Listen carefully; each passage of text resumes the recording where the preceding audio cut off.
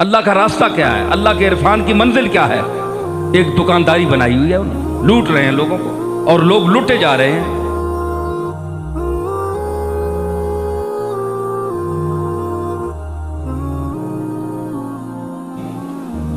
میں کچھ باتیں ایسی بھی کر جاتا ہوں کہ جو میرے ماحول کو یعنی پیر حضرات کو اچھی نہیں لگتی۔ وہ کہتے ہیں یہ اپنی دکانوں کو خراب کرتا ہے، یہ وہابیوں کی باتیں کرتا ہے جی، یہ اپنی دکانیں خراب کرتا ہے، اچھے لوگ بھلے لوگ ہمیں نذرانے دیتے ہیں، پیسے دیتے ہیں، ہاتھ چومتے ہیں،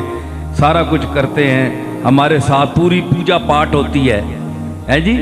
تو یہ پوجا پاٹ ختم کرا دیتا ہے۔ پوجا پاٹ دیکھو نا، میں بھی پیر ہوں، اللہ کے فضل سے تعلق تو ہے نا میرا، تو اگر یہ کوئی ایسی بات ہو جی، مجھے بھی تو ڈر ہوتا کہ میں خود ایسی باتیں کر رہا ہوں، تو آپ مجھے بتائیں، میرے ہاتھ چومنا آج تک کسی نے نہیں چھوڑے، حالانکہ میں چاہتا ہوں، مجھے اس کا شوق نہیں ہوتا، لیکن میں لوگوں کو منع کرتا ہوں، چھڑاتا ہوں جان، پھر بھی میرے ساتھ وہی سلوک ہوتا ہے، اس سے بڑھ کر ہوتا ہے۔ تو خدا را پیر حضرات کو یہ سمجھ آ جائے اگر بات، کہ اگر آپ سچا راستہ بتائیں گے، لوگوں کو یہ نہیں بتائیں گے کہ ہم آپ کی منزل ہیں، آپ ہم تک پہنچ جائیں، بس جی پہنچ گئے، آگے جانے کی ضرورت ہی نہیں ہے، اللہ بھی یہی ہے، رسول بھی یہی ہے، یہ غلط بات ہے۔ آپ اگر آگے بھیجنے کے قابل ہیں،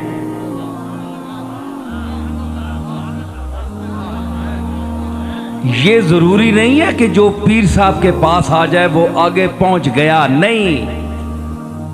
کوئی پیر ایسے بھی ہوتے ہیں جو خود بھی آگے نہیں گئے ہوتے، ان کو آگے کا پتہ ہی نہیں ہوتا، اور کچھ آج کے پیر حضرات ایسے ہیں جن کو اپنے پیچھے کا پتہ نہیں ہوتا۔